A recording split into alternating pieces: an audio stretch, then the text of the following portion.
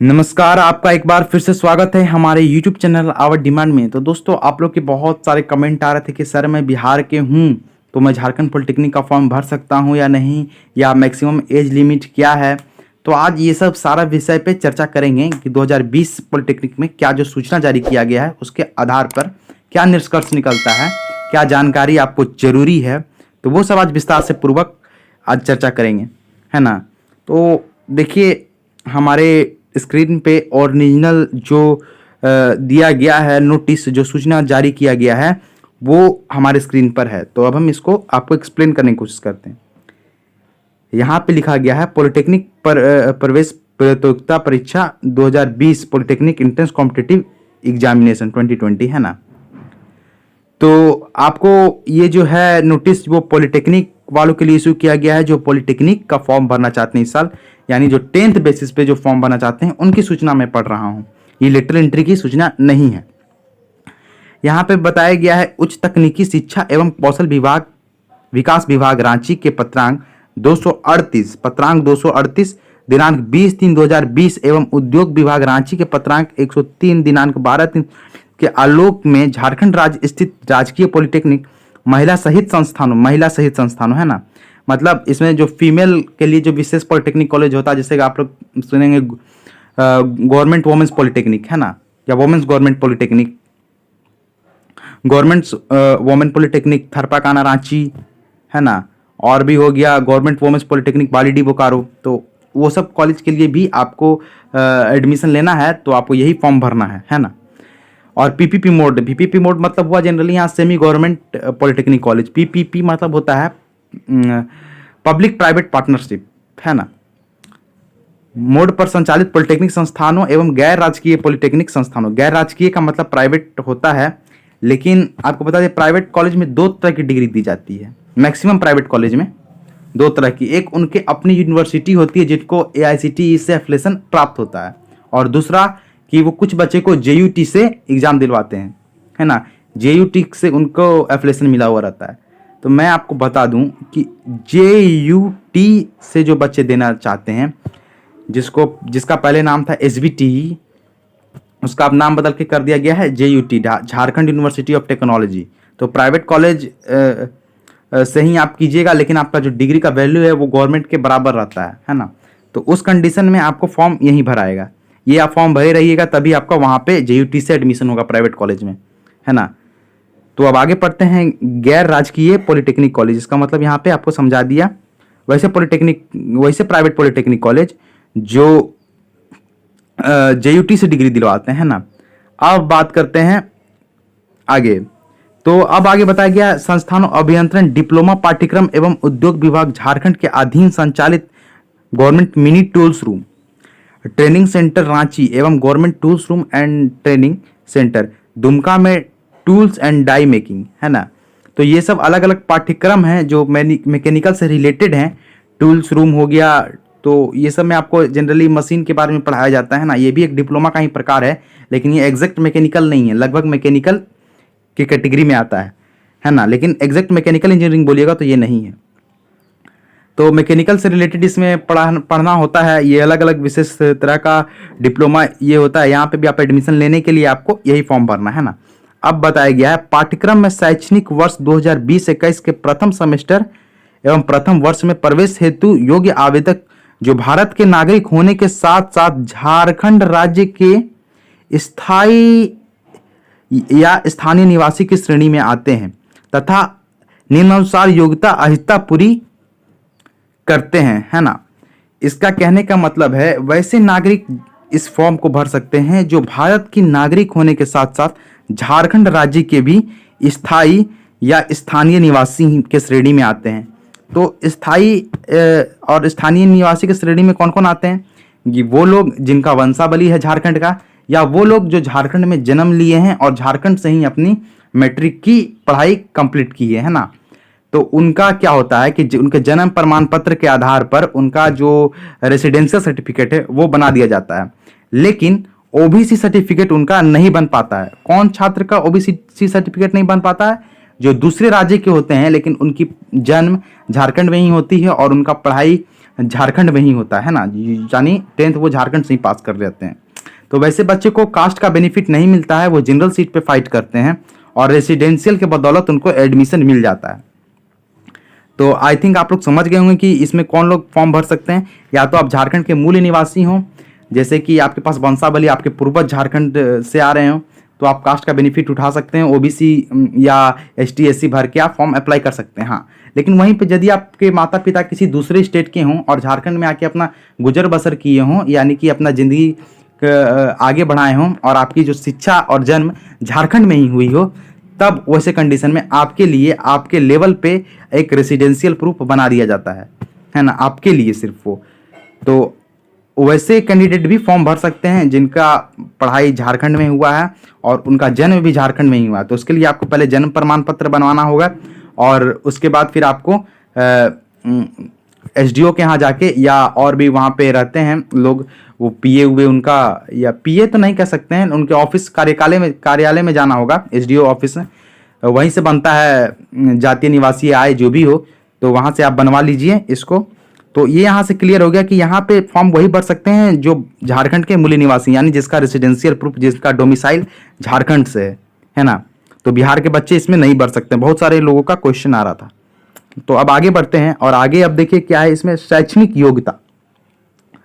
यहाँ बात अब हो रही है थोड़ा सा, अब इसको जो है ऊपर चला गया ज़्यादा। तो शैक्षणिक योग्यता, बहुत सारे लोग बोल रहे थे कि भाई मैं इस साल ही 10th पास किया हूं तो क्या मैं फॉर्म भर सकता हूं। बिल्कुल आप भर सकते हैं। आप इस साल 10th पास किए हो तो वहां पे एक ऑप्शन मिलता है आपको अपेयरिंग ना, तो आपको अपेयरिंग से फॉर्म भरना होता है। लेकिन वहीं पे यदि आप पहले पास किए हुए हैं, पिछले साल पास किए हो, तो आपको पूरा डाटा भरना होता है कि आप कितना सब्जेक्ट का एग्जाम दिए, कितना % मार्क्स आया, कौन स्कूल से पास किए, ये सब आपको डाटा वहाँ पे भरना होता है। हालांकि मार्कशीट स्कैन करके नहीं लिया जाता है, लेकिन आपको वो डाटा भरना होता है ना। तो शैक्षणिक योग्यता तो मैंने आपको बता दिया, आप 10th पास होना चाहिए 35% से, है ना। यानी आपका जो 5 मेन सब्जेक्ट है उसका जो अंक है उसका एवरेज 35% होना चाहिए। जो वही जो परसेंटेज नॉर्मल निकालते हैं वैसे ही परसेंटेज उसका 35% होना चाहिए। अब आगे बढ़ते हैं। आगे इसमें ये देखिए, यही वही बात बताया गया कि वर्ष 2020 में माध्यमिक 10वीं समकक्ष परीक्षा में सम्मिलित होने वाले, यानी कि 10th या इक्विवेलेंट जो होता है 10th के, और भी जो डिग्री होते हैं 10th के इक्विवेलेंट, उनको जो इस वर्ष जिनका ये डिग्री कंप्लीट होने वाला है वो भी फॉर्म भर सकते हैं 2020 में, जिनको रिजल्ट मिल जाएगा। अब आगे बढ़ते हैं। इसमें लिखा गया प्रवेश परीक्षा पाठ्यक्रम अध्ययन शर्तों के संबंधी अन्य सभी जानकारियों के लिए ऑफिशियल वेबसाइट जो है कट हो गया, jccb.jharkhand.gov.in पे आप जा सकते हैं। jccb जो झारखंड.gov.in यहाँ पे दिख रहा है, मैंने इसको डिस्क्रिप्शन लिंक में भी डाल रखा है, तो वहाँ से आप ऑफिशियल वेबसाइट पे विजिट कर सकते हैं। हालांकि वहाँ पे भी कोई नया नोटिफिकेशन नहीं आया है इसके बाद, लेकिन आप फिर भी एक बार जाके चेक कर लें। अब आगे बढ़ते हैं। तो डाउनलोड कॉलम पे आपके जाकर निर्देश उपलब्ध हैं। डाउनलोड कॉलम पे आपको क्या मिलेगा, वहाँ पे आपको किस तरह से कास्ट बनवाना है, किस तरह से आपको डोमिसाइल बनवाना है ना, तो वो सब तो आपको इस देखने का जरूरत नहीं है, वो आपको वहाँ मिल जाएगा, है ना। आप जब एसडीओ ऑफिस जाइएगा तो वहाँ पे वो लोग अपना ही फॉर्म पे सब कुछ करके दे देता है। ऑनलाइन प्रज्ञा केंद्र से अप्लाई करता है, उसके बाद उस पर साइन मोहर मार के एसडीओ अप्रूव कर देते हैं। जो सब डिविजनल ऑफिसर होते हैं, अनुमंडल पदाधिकारी, वो आपका जो आवासीय है या इनकम है या जातीय है सबको वेरीफाई करके आपका सर्टिफिकेट जारी कर देते हैं, है ना। तो आप लोग उसको अप्लाई कर दें ताकि एडमिशन लेने वक्त आपको कोई दिक्कत ना हो, है ना। तो आप आगे बढ़ते हैं। पॉलिटेक्निक प्रवेश परीक्षा 2020 में संबंधित निर्धारित अवधि तिथियां, है ना। तो तिथि के बारे में यहाँ पे बताया गया है कि ऑनलाइन आवेदन प्रक्रिया प्रारंभ शुरू होने की तिथि 8/6/2020, हमने आपको पहले ही बताया था। हालांकि ये मार्क कर लेने वाला चीज़ है कि जो परीक्षा की जो तिथि है, सॉरी, ये आपको ध्यान में रखना है ना, 8/6/2020 से लेकर 2/7/2020 तक फॉर्म भराएगा। अब आगे बढ़ते हैं। परीक्षा की तिथि यहाँ पे मेंशन नहीं किया गया। जुलाई के दूसरे से लेकर तीसरे हफ्ता तक फॉर्म आएगा। और एडमिट कार्ड कब रिलीज होगा, परीक्षा जब होगा उसके 4 दिन पहले, है ना। अब यहाँ पे देखिए एक नोट लिखा गया है ना, नोट, अपर्यायी कारण के कारण झारखंड सरकार निर्धारित तिथियों के परिवर्तन कर सकती है। इसका मतलब यही है कि अगर कोई कंडीशन ऐसा आता है जब झारखंड सरकार को तिथि चेंज करना रहे तो वो चेंज कर सकती है, इसमें यही बताया गया है। यानी एग्जाम के डेट आगे पीछे हो सकते हैं, परीक्षा फॉर्म भराने के डेट आगे पीछे हो सकते हैं, है ना। तो अब यहाँ पे दिया गया है फीस के बारे में, है ना, फीस कितना लगेगा। तो देखिए आपको बता दें, फीस मैंने आप पहले भी क्लियर कर रखा है। तो EWS इकोनॉमिकली वीकर सेक्शन सहित पिछड़े जाति एवं पिछड़े जाति 2 सामान्य यानी जनरल, OBC, EBC का जो फीस है वो 650 रुपया ही लगेगा। वहीं महिला किसी भी जाति की हो, है ना, महिला किसी भी जाति की यानी कि सामान्य हो, इकोनॉमिकल वीकर सेक्शन हो, पिछड़ी जाति हो, कुछ भी हो, उनका फीस 325 रुपया ही लगेगा, है ना। 325 रुपया ही महिला का फीस लगेगा और ST/SC का भी 325 लगेगा और दिव्यांग जनों का भी 325 रुपया लगेगा। अब आगे बढ़ते हैं। यहाँ पे बताया गया है आवेदन करने का तरीका, आवेदन कैसे कर सकते हैं ना। तो आपको क्या करना है, JCCB के साइट पे जाना है और वहाँ पे आपको होम पेज में जाना है ना, click online application form submission, ये सब तो मैं आपको बता दूंगा विस्तार से। जब फॉर्म आ जाएगा तो हम आपको लाइव करके दिखा देंगे कि फॉर्म कैसे भरना है घर पे। अब आरक्षण राज्य सरकार द्वारा जारी आरक्षण नीति प्रावित, तो आरक्षण के बारे में यही बताया गया है कि जो झारखंड राज्य के जो विधानसभा होते हैं वहाँ पे जो पास हुआ रहता है ना बिल कि आपको झारखंड स्टेट में किस तरह से आपको आरक्षण दिया जाएगा, कौन जाति को कितना, उसी आधार पे यहाँ आरक्षण दिया जाएगा। परीक्षा का प्रकार देखिए ऑब्जेक्टिव मल्टीपल चॉइस क्वेश्चन होगी, है ना, वही जो टिक द करेक्ट आंसर जिसको बोलते हैं, 4 ऑप्शन रहेगा। हालांकि इसमें निगेटिव मार्किंग भी होता है, तो वो सब मैं भी आपको विस्तार से बता दूंगा। अब यहाँ पे आता है कि आपको कौन कौन से डॉक्यूमेंट जो है तैयार रखने हैं फॉर्म भरने वक्त। तो आपको एक फोटो, रिसेंट फोटो, जितना नज़दीक का हो सके वो बढ़िया एक फोटो चाहिए, और साइन तो आप लोग कभी भी कर लीजिएगा, है ना। तो ये 2 चीज़ ही सिर्फ आपको चाहिए फॉर्म भरने वक्त। और आधार नंबर चाहिए, आधार कार्ड अपलोड नहीं करना है ना, सिर्फ आपको आधार नंबर वहाँ पे डालना होता है। और आधार नंबर डालना होता है और तो कुछ डालना होता नहीं है, आधार नंबर डालना होता है। अगर आप पिछले साल पास किए हैं तो उसका मार्क्स जो होता है वो आप लोग को बाकायदा वहाँ पे डालना होता है। इसके अलावा आपको कुछ अपलोड करना नहीं होता। अपलोड आपको 2 ही चीज़ करना होता है, साइन अपलोड करना होता है ना, साइन अपलोड करना होता है, और थंब इम्प्रेशन, हाँ, अंगूठा के निशान को अपलोड करना होता है, और साइन और फोटो, ये 3 चीज़ आपको अपलोड करना होता है। तो हालांकि थंब इम्प्रेशन का कोई यूज नहीं होता आगे जाके तो जब आप एग्जाम दीजिएगा तो वहाँ पे बायोमेट्रिक जो होता है वो मेंशन होता है। तो ऑनलाइन एक बस फॉर्मेलिटी के कारण थंब इम्प्रेशन ले लिया जाता है, उसका कोई यूज नहीं होता है। तो मैं किस तरह से फॉर्म भर सकते हैं घर पे, अब मात्र 10 मिनट में मैं आपको वो सब बताऊंगा। पहले आप लोग अपना एक अच्छा सा फोटो खिंचा लीजिए, या फोटो है तो कोई दिक्कत नहीं है। तो कोशिश कीजिए कि आप लोग जो अपना फोटो है ना वो स्टूडियो वाला से मेल के माध्यम से अपने पास रख लें डाउनलोड करके, है ना। तो स्टूडियो वाला से जो फाइल होता है फोटो वो मांग लें।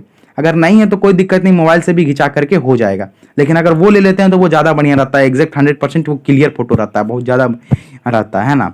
तो वो आप ले सकते हैं। नहीं तो आपके पास पासपोर्ट साइज फोटो है तो वो भी कोई दिक्कत नहीं है, उससे भी काम हो जाएगा, है ना। तो जब फॉर्म निकलेगा तो मैं आपको बता दूंगा कि कैसे क्या होगा, मोबाइल से कैसे भराएगा या लैपटॉप से कैसे भराएगा, तो मैं सब चीज़ पे उस पर क्लियर कर दूंगा। फिलहाल आई थिंक आप लोग को समझ में आ गया होगा कि क्या क्या जो आप लोग के मन में डाउट था वो सब डाउट क्लियर हो गया होगा, है ना। तो आपसे लेते हैं इजाजत, फिर मिलेंगे अगली वीडियो में कुछ नई जानकारी के साथ। और लेटर एंट्री वालों के लिए मैं बना रहा हूँ, कुछ देर में मतलब उसका भी अपलोड हो जाएगा, ठीक है ना। धन्यवाद।